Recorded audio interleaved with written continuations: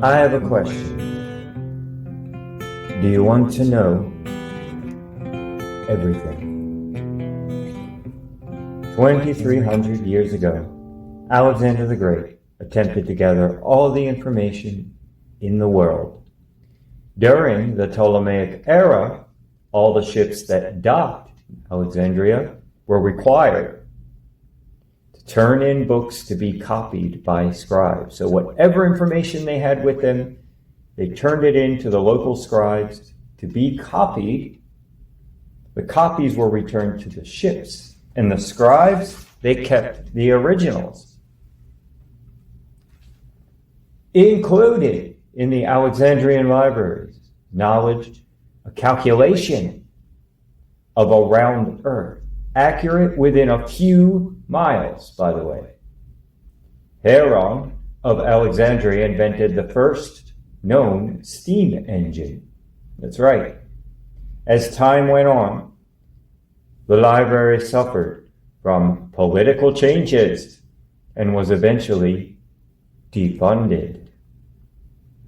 The new rulers that came in, they convinced the masses, and maybe each other, that this knowledge was unimportant, and yes, heretical. It was heresy. One mathematician, Hypatius, in 415 CE, Common Era, was murdered for studying the ancient Greek texts. So, why is this story important?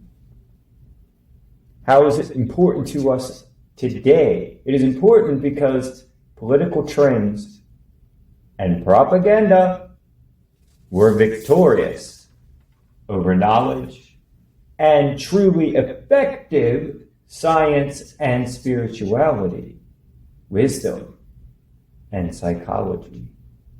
Effective value was replaced with fear of knowledge in the name of blind, convenient, opportunistic obedience. The Alexandrian Library did not burn down, folks. Not literally through the fire. Even though, yes, there was a fire.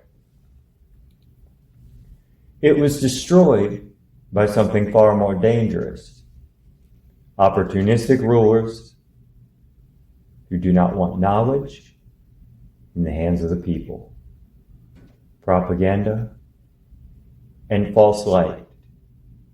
So real science, as well as Hermeticism, Gnosticism, the early mystical Christianity, Egyptian, African, and Greek magical and psychological texts, gone.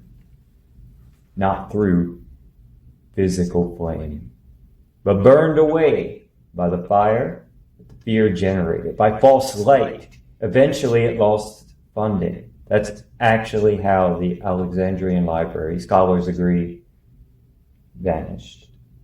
It quietly vanished in a bureaucratic fog. Luckily, it wasn't completely forgotten. Not all was lost. Because you see, the work of tyrants is never as clean or efficient as intended. Tyranny and authoritarianism is a messy, murky, and corrupt business. It's never as nice and neat and clean and organized as advertised. So where does this leave us now? Well, recently, there was a well-known congressman who thinks he knows the truth of the one true and only God, which is always part of the issue at hand, is when something claims to be the one and the only. Anyway, this congressman, whose party affiliation I shall not mention because I'm not in combat politically, because I see these things as patterns all throughout history, just like the one I mentioned in Alexandria. But to the point, this congressman said, quote, our enemies, our country's enemies, they only care about people and they don't care about God, unquote. I was paraphrasing the quote, but that's what he said, calling this communism. Now, I myself, as I've shared before, I am a micro-capitalist and a genuine political independent. I believe in evolution, not revolution.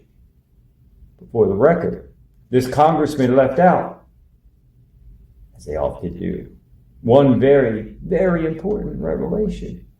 You see, he said, when you only care about people and don't care about God, and referring to this as, quote, communism. Kind of nice and nostalgic that they're bringing that one back. This congressman left out a very important revelation, and that is that caring about people is caring about God. It's the same thing. After all, the divine spark is within us all. So, as I said before, I believe in evolution, not revolution, and my thoughts for social progress are concerns about what I just mentioned in Alexandria. Lost knowledge, lost wisdom, lost science, lost effective spirituality and psychology. What I am for is more transparency.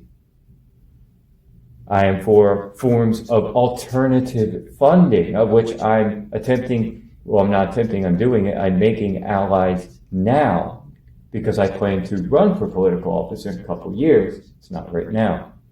With a focus on alternative funding. Again, more transparent. The citizens themselves become stakeholders, even shareholders. Not relying on volunteerism, no, but potential reward or return on investment. Less dependence on taxation, so we stop all fighting over the same scraps. Ability to leverage and attract private capital for public goals, including creating new exchanges, some digital, some otherwise, some social bonds. We already have an example of this in our functioning bond market, which, yes, has some debt issues. Nothing's perfect. This is why I believe in teaming up with financial expert minds, smarter than myself. Remember, there are so many living examples of what I'm talking about as far as alternative funding. And our lesson for today, our lesson from Alexandria, is that those that wish to rule over us opportunistically want us to think that the past is not important. That people are apparently not all that important, according to that congressman I mentioned earlier. That wisdom and curiosity, science, and effective spirituality and psychology are actually blasphemy and heretical.